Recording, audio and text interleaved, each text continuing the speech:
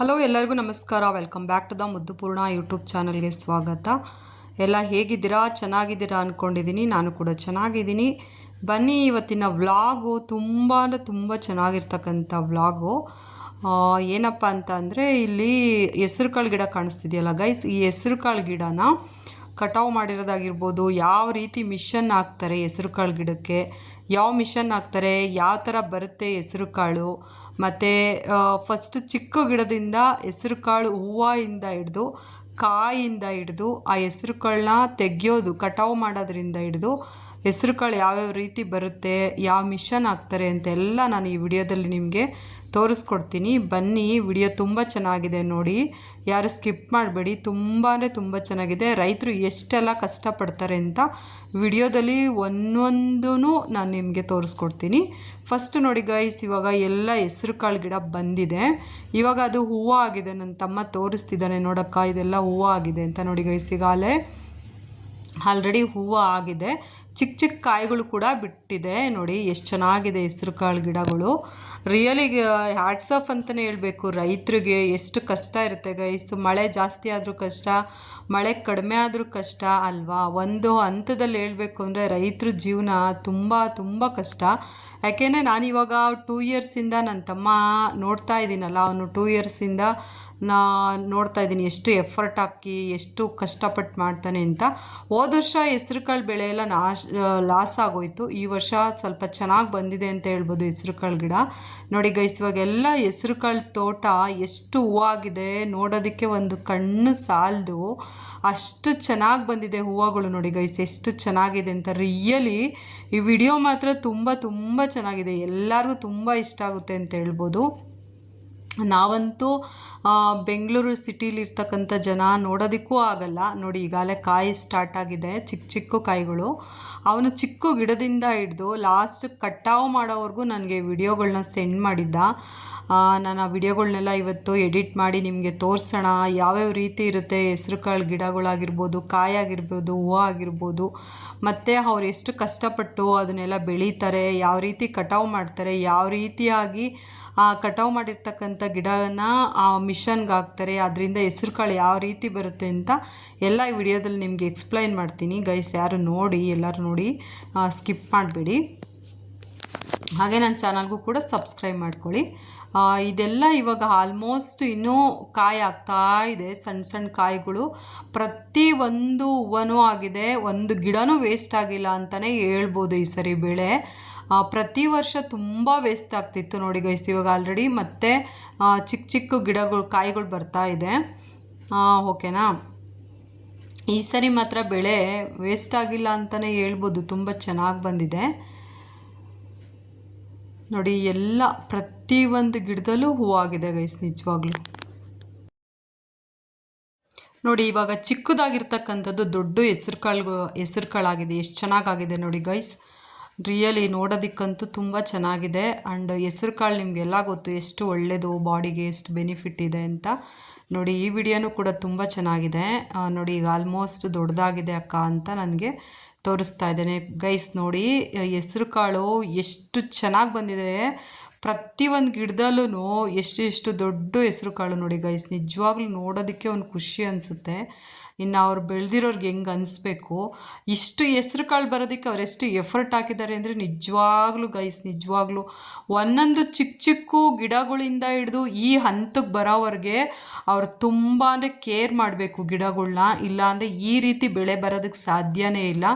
ಅವರು ಒಂದು 2-3 ಟೈಮು ಆ ಮೆಡಿಷನ್ಸ್ ಬರುತ್ತೆ, ಕ್ರಿಮಿನಾಶಕಗಳು, ಅದನ್ನು ಸಿಂಪಡಿಸ್ತಾನೇ ಇರಬೇಕು. ಇಲ್ಲ ಅಂತಂದರೆ ಹೆಸರು ಕಾಳು ಒಂದು ಕಾಯಿನೂ ಕೂಡ ಸಿಗಲ್ಲ ಗೈಸ್. ನೋಡಿ, ಇವಾಗ ಆಲ್ರೆಡಿ ಒಣಗ್ತಾ ಇದೆ ಅಂತ ತೋರಿಸ್ತಾ ಇದ್ದಾನೆ ತಮ್ಮ. ಇವಾಗ ಈ ಥರ ಇವಾಗ ಒಂದು ಕಾಯಿ ತೋರಿಸಿದ್ನಲ್ಲ, ಅದು ಎಲ್ಲ ಫುಲ್ಲು ಈ ತೋಟ ಹೆಸರು ಕಾಳು ಗಿಡ ಏನೇನಿದೆ ಫುಲ್ಲು ಆ ರೀತಿ ಡ್ರೈ ಆಗಬೇಕು ಕಾಯಿ. ಒಂದೊಂದು ಕಾಯಿನೂ ಕೂಡ ಹಣ್ಣಾಗಿ ಡ್ರೈ ಆದಮೇಲೆ ಆ ಗಿಡನ ಅವ್ರು ಕಟಾವು ಮಾಡೋದು. ನೋಡಿ ಗೈಸ್, ಇವಾಗೆಲ್ಲ ತೋರಿಸ್ತಾ ಇದ್ದಾನೆ. ಎಷ್ಟು ಚೆನ್ನಾಗಿ ಬಂದಿದೆ ಅಲ್ವಾ. ನೋಡೋದಕ್ಕಂತೂ ರಿಯಲಿ ಖುಷಿ ಅನಿಸುತ್ತೆ. ಆ ಕಾಯಿ ನೋಡ್ತಿದ್ರೇ ಎಷ್ಟು ಆನಂದ ಅನಿಸುತ್ತೆ. ಪಾಪಚ್ಚಿ. ನೋಡಿ ಆಲ್ಮೋಸ್ಟ್ ಈಗ ಎಲ್ಲ ಗಿಡಗಳು ಒಣಗೋಗಿದೆ.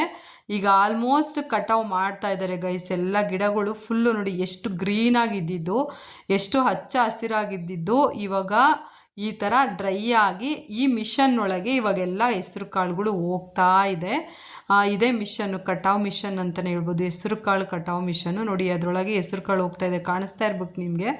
ಆ ಮಿಷನ್ ಒಳಗಡೆ ಎಲ್ಲ ಕಾಯಿಗಳು ಹೆಸ್ರು ಕಾಯಿಗಳು ಹೋಗುತ್ತೆ. ಹೆಸ್ರು ಕಾಯಿ ಹೋಗಿ ಅಲ್ಲಿ ಸ್ಟೋರ್ ಆಗುತ್ತೆ. ಸ್ಟೋರ್ ಆಗಿಬಿಟ್ಟು ಮಿಷನಿಂದ ಮತ್ತೆ ಹೆಸ್ರು ಕಾಳು ಆಚೆ ಬರುತ್ತೆ. ತೋರಿಸ್ತೀನಿ ಅದು ಗೈಸ್ ನಿಮಗೆ, ಸ್ಕಿಪ್ ಮಾಡಬೇಡಿ. ನೋಡಿ ಗೈಸ್, ಎಷ್ಟು ಕಷ್ಟಪಡ್ತಾರೆ ರೈತರು. ಒಂದೊಂದು ಮಿಷನ್ ಹಾಕಿಸ್ಬೇಕು ಅಂದ್ರೂ ಎಷ್ಟು ಕಷ್ಟ ಇರುತ್ತಲ್ವ. ನೋಡಿ ಹೆಸ್ರು ಕಾಯಿ ಕಾಣಿಸ್ತಾ ಇದೆ. ಈ ರೀತಿಯಾಗಿ ಮಿಷನ್ಗೆ ಹಾಕ್ಬಿಟ್ಟು ಅದನ್ನು ಕಟಾವು ಮಾಡ್ತಾರೆ. ಏಕೆಂದರೆ ಮೊದಲೆಲ್ಲ ಆವಾಗಿನ ಕಾಲದಲ್ಲಿ ಒಂಥರ ಇತ್ತು, ಕೈಯಲ್ಲಿ ಎಷ್ಟು ಗಿಡಗಳ್ನೆಲ್ಲ ಕಟ್ ಮಾಡಿಬಿಟ್ಟು ಆಮೇಲೆ ರಾಶಿ ಹಾಕಿ ಕಾಳುಗಳ್ನೆಲ್ಲ ತೆಗಿತಾಯಿದ್ರು. ಬಟ್ ಇವಾಗ ಆ ಥರ ಅಲ್ಲ, ಎಲ್ಲದಕ್ಕೂ ಮಿಷನ್ ಅಂತ ಬಂದಿದೆ. ರೈತರಿಗೂ ಕೂಡ ಏನೇ ಮಿಷನ್ ಅಂತ ಬಂದರೂ ಕೆಲಸಗಳು ಇದ್ದೇ ಇರುತ್ತಲ್ಲ ಗೈಸ್. ನಿಜವಾಗ್ಲೂ ರೈತರಿಗೆ ಯಾವತ್ತೂ ಯಾವುದೂ ಕಡಿಮೆ ಆಗಲ್ಲ ಅವರಿಗೆ.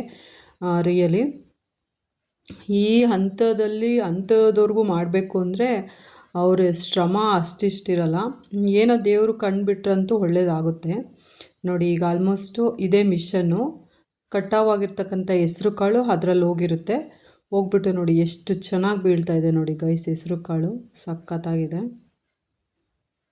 ಇದೇ ಕಟಾವು ಮಿಷನ್ ನೋಡಿ. ಒಂದು ರೌಂಡ್ ಫುಲ್ಲು ಹೊಲನ ಎಲ್ಲ ಗಿಡಗಳು, ಈ ಗಿಡದಲ್ಲಿರ್ತಕ್ಕಂಥ ಕಾಳುಗಳ್ನ ಎಲ್ಲ ಕಾಳುಗಳ್ನೂ ಆ ಮಿಷನ್ ಒಳಗಡೆ ಕಟಾವು ಮಾಡ್ಕೊಂಬರ್ತಾ ಇದೆ. ಒಂದು ಗಿಡನೂ ಬಿಡಲ್ಲ, ಅಷ್ಟು ನೀಟಾಗಿ ಎಲ್ಲ ಹೆಸ್ರು ಕಾಳುಗಳು ಕೂಡ ನೋಡಿ ಎಷ್ಟು ಚೆನ್ನಾಗಿದೆ ಮಿಷನ್ನು. ನೋಡಿ ಇವಾಗ ಹೆಸ್ರು ಕಾಳು ಕಟಾವು ಆಯಿತು.